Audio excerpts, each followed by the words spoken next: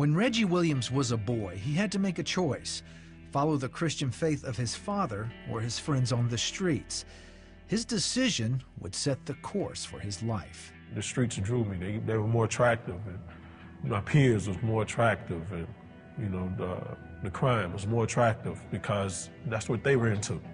I mean, you see that growing up, so you don't look at it as being wrong, actually. And you go on through life pattern that, and it just builds it like a snowball effect. It was like I would befriend you as long as you had what I wanted, and I would use you to get it. And once I got it, it was like we never existed. We never were friends. So.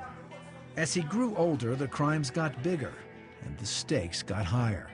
When Reggie's brother was fired from a fast food restaurant, he came to Reggie with an idea. We set out to rob the McDonald's, and we did. And so once we all counted up the money and we got away with it, he was like, well, I got a big idea. Let's rob them all, So we did. It was the same method every time. Take the manager to the safe, put the gun to their head, and threaten them, and do whatever you had to do to make sure that they cooperated. Whatever it took to get the money. He got used to the lifestyle of a big-time criminal, but it came at a cost. You got cash and you can buy this and that, but you're not thinking about the people you're hurting. You're not thinking about you could get hurt. You're just thinking about one thing: the money and your selfish means and what you want. And when you're at that place, you're in a dangerous place. It's only a matter of time before it all comes to a head and you don't even realize it. For 3 months, he and his friends eluded police. One night, they robbed a convenience store.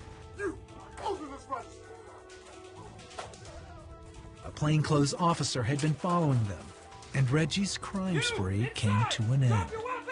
Had his gun pointed, he was saying something, but I couldn't understand it. And so I'm thinking in my spirit, like, man, look, take cover. Drop your weapon!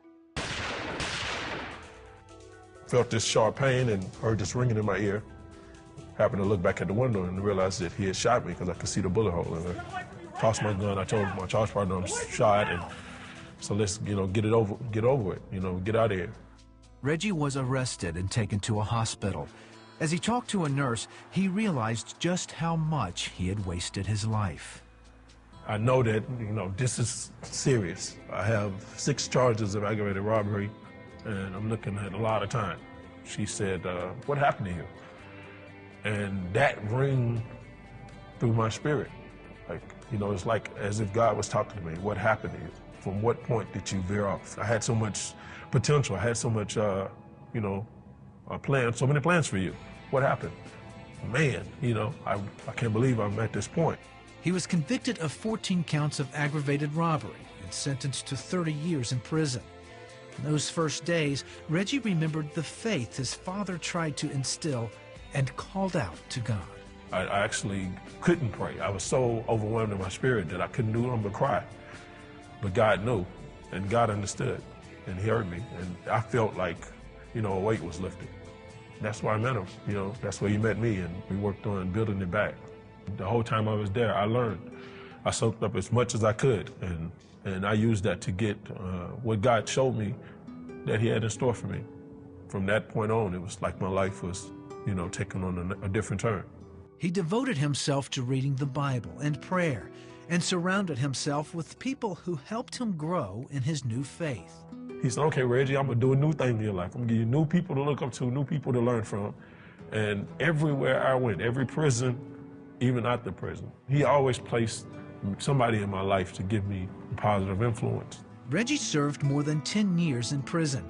Today, he teaches young people how to avoid making the same choices he made. Now it's like, instead of taking from my neighbor or from my brother, what can I do to help him? And that gave me so much joy, man, to really just know that, hey, I'm still useful, that you haven't forgotten me, that you haven't given up on me, even when I gave up on myself.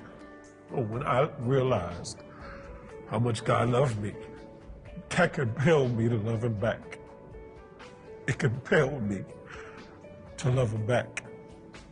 And I can only show Him that I love Him by giving, whether that's my time or my talent or whatever means that He told me to do it by. When I should have been killed in the streets, He didn't allow it to happen. When I should have been alone, He didn't allow that to happen. He showed me mercy. He had grace on me, even when I didn't deserve it. You know what I mean? And that compels me to do the right thing.